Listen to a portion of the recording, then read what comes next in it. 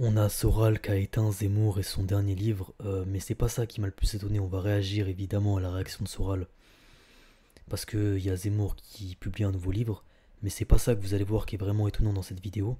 C'est que quand on regarde les commentaires, il n'y a plus personne qui prend au sérieux Zemmour et tout le monde se fout de sa gueule.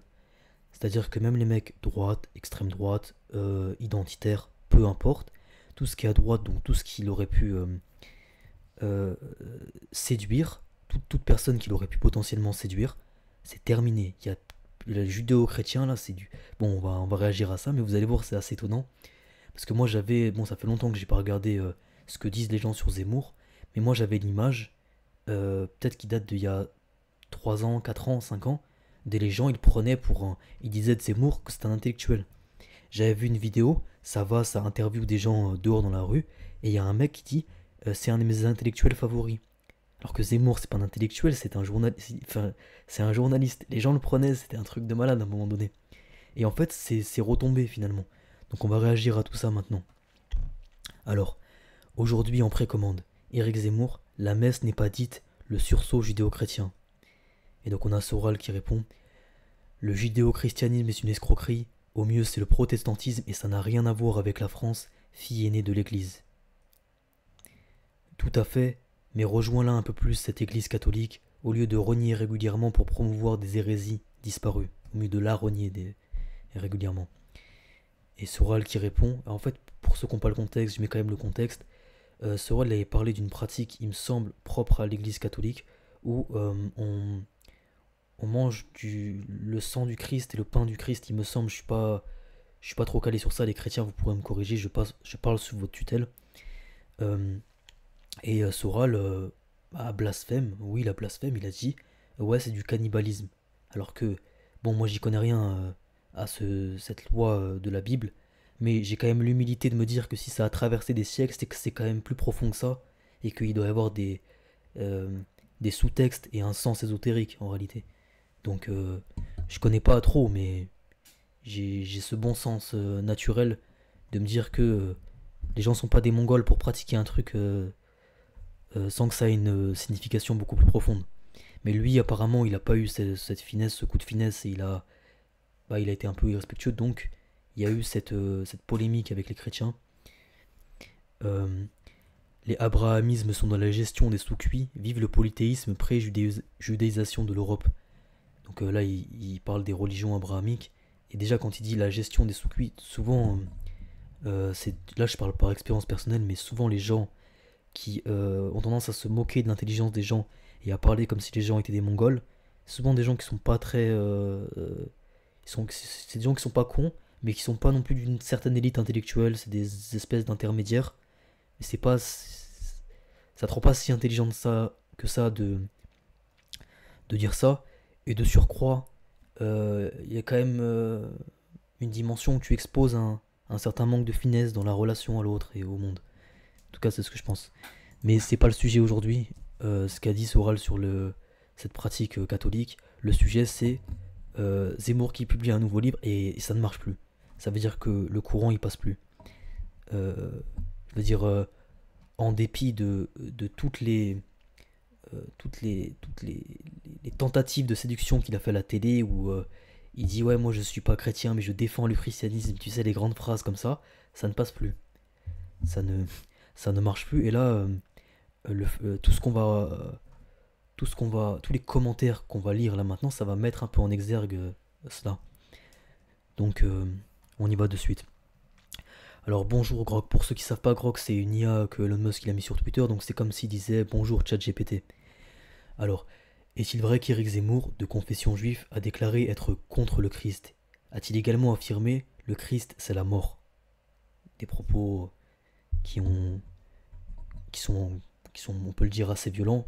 Et nul ne peut ignorer que en France, malgré que les gens sont pas très pratiquants, il y a quand même un espèce de sursaut de foi et en tout cas d'identité culturelle quand on s'attaque au Christ en fait, parce que c'est une image forte de France.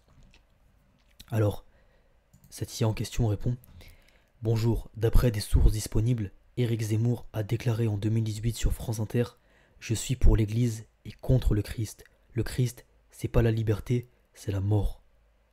Cela semble provenir d'une interview. Pour vérifier, consultez des enregistrements ou des transcriptions officielles comme sur YouTube ou site d'actualité. C'est assez violent. Donc on a la réponse de Soral qu'on a lue. On a Youssef Indy qui est mort de rire. On a ce mec qui met définition de judéo-chrétien. Judéo-chrétien, il n'y a plus personne, c'est assez impressionnant. D'habitude, après moi j'avais l'habitude il y a 4-5 ans, quand je regardais vraiment ce que les gens pensaient de Zemmour, et les gens, ils étaient ils étaient sublimés par lui, c'était un truc de ouf pour les gens. Et là ça ne marche plus, donc quelque part ça veut dire que il y a quand même un progrès dans les consciences, en tout cas de mon point de vue, tu vois. Je garde quand même à l'esprit que je peux me faire berner par mon propre esprit et je suis sujet à l'erreur, tu vois. Le judéo-christianisme est une invention du 19e siècle qui ne profite qu'aux sionistes. J'adore ton sursaut judéo-chrétien, regarde là. Tout ça, c'est pas des gauchistes, hein, tout ça. C'est des fleurs de lys, c'est des mecs de droite. Mais ça ne marche plus. Ça veut dire que cette espèce de... Arrête, tout ça, c'est des mecs de droite, hein. Une véritable escroquerie. Église de Saint-Porphyre, sous plus de 1000 ans de domination musulmane. Église de Saint-Porphyre sous 75 ans de domination sioniste. Et ça, c'est une réalité, donc il y a beaucoup de gens qui vont le nier. Mais par exemple, en Algérie, il me semble, il y a une énorme et magnifique église, et il me semble que c'est la plus vieille d'Afrique. Et là, il y a dedans, il y a marqué en amazigh et en arabe, et je crois également en français, prions pour nos frères musulmans. Tu sais, il y a une sorte d'union des chrétiens dans cette église. Elle est magnifique, et c'est un lieu que... parce qu'en fait, il y a du tourisme en Algérie, il y a beaucoup de tourisme anglo-saxon. Ça veut dire qu'il n'y a pas trop de tourisme français, mais il y a beaucoup d'anglo-saxons qui vont en Algérie. Et beaucoup de gens vont la visiter. Du coup, il y a beaucoup de chrétiens qui vont la visiter, même des musulmans qui visitent cette église. Et il y a vraiment, contrairement à ce qu'on essaie de raconter, une place pour les chrétiens dans les sociétés du monde arabo-musulman. Et il n'y a pas d'hostilité naturelle du musulman aux chrétiens, contrairement à ce que peut-être certains pourraient penser en France. C'est vraiment pas dans les mœurs des musulmans d'être contre le christianisme. Ça n'a jamais eu lieu d'être en réalité. Quelle imposture! Et malgré tout, des chrétiens votent pour toi. Éric Zemmour sur France Inter. Oui, je le dis clairement. Je suis contre le Christ. Le Christ, c'est pas la liberté, c'est la mort. Donc là, on revient sur les propos de là. Et j'avais enregistré ça tout à l'heure, j'étais un peu choqué. Là où commence l'un, l'autre disparaît. Le Rav nanana.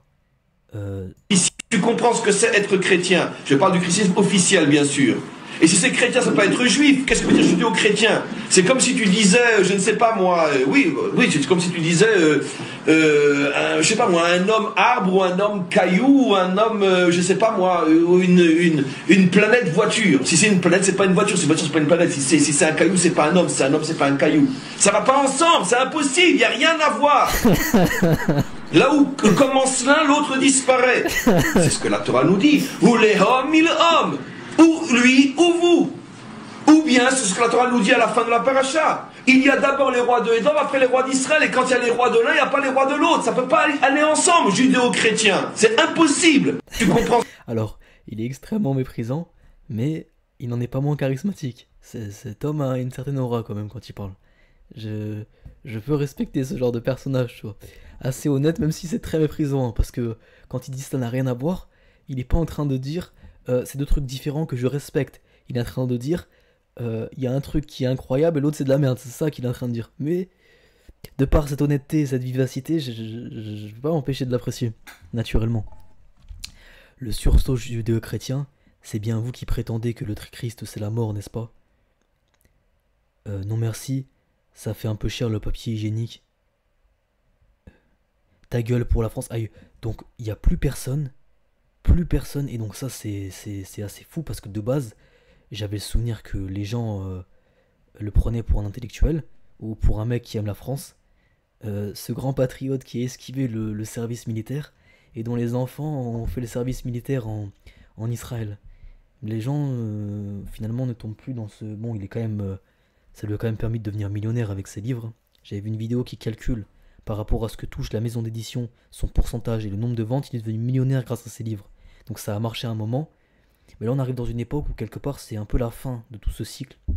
Et il y a quand même un mépris qui s'installe pour ce genre d'escroc, quoi. Allez, like, abonne-toi, partage, ciao.